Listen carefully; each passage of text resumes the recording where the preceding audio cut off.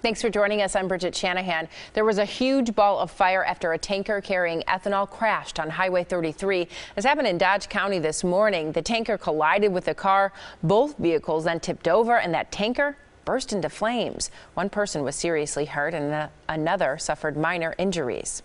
Amazon had so many people waiting in line for its latest job fair, they opened it early.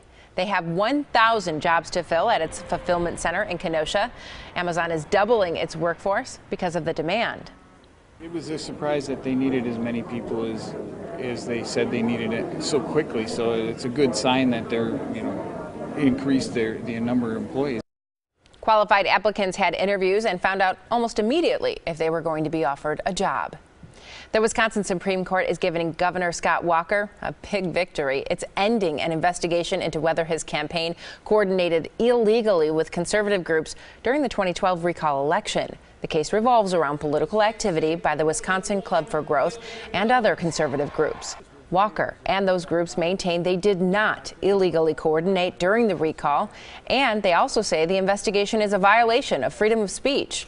No one has been charged in regards to that investigation. And Governor Walker is campaigning right now in New Hampshire and issued this response through a spokesperson. Today's ruling confirmed no laws were broken, a ruling that was previously stated by both a state and federal judge. It is time to move past this unwarranted investigation that has cost taxpayers hundreds of thousands of dollars. Festa Italiana opens Friday at Henry Meyer Festival Park. Crews kept up the annual tradition of riding on Festa's gondolas. The 38th annual event officially gets underway Friday at 11:30 a.m. It's regularly $13 to get in, but go on opening day and it's buy one, get one free at the gate.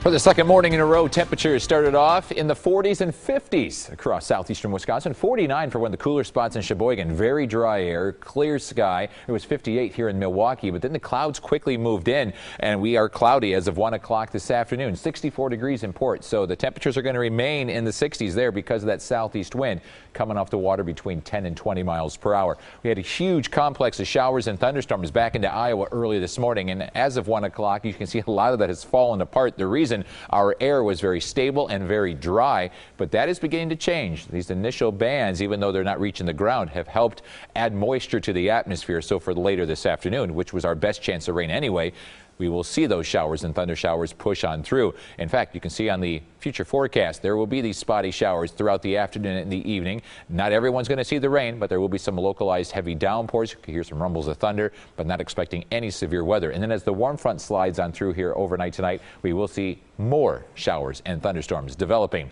Temperatures as of early afternoon in the 60s and 70s. 75 in Waukesha despite the clouds, 70 in Whitewater, 72 Kenosha, and 64, as I mentioned, up in Port Washington. That wind is southeasterly between 5 and 15 miles per hour. The dew points have been on the rise after being in the upper 40s this morning, now into the upper 50s. So that will help provide some fuel for those showers and thunder showers later this afternoon. Very sticky air to the south, just been kind of sitting there, but that is going to lift in our area by tomorrow morning. You will wake up tomorrow to totally different conditions. No 40s, no 50s like the past couple of mornings. It'll be in the mid 60s, and you will feel that humidity in the air. And then it is steamy out here for the weekend. This by far the warmest and the most humid weekend of the summer so far. Temperatures today in the 60s and 70s around the area. And if you're heading up to Green Bay for Saturday's Brett Favre Hall of Fame induction, it is going to be warm and humid. Highs in the upper 80s with the south wind at 10 to 15. And there is a chance for a shower or a thunderstorm developing in the late afternoon. I think the event starts around 5:15 or so.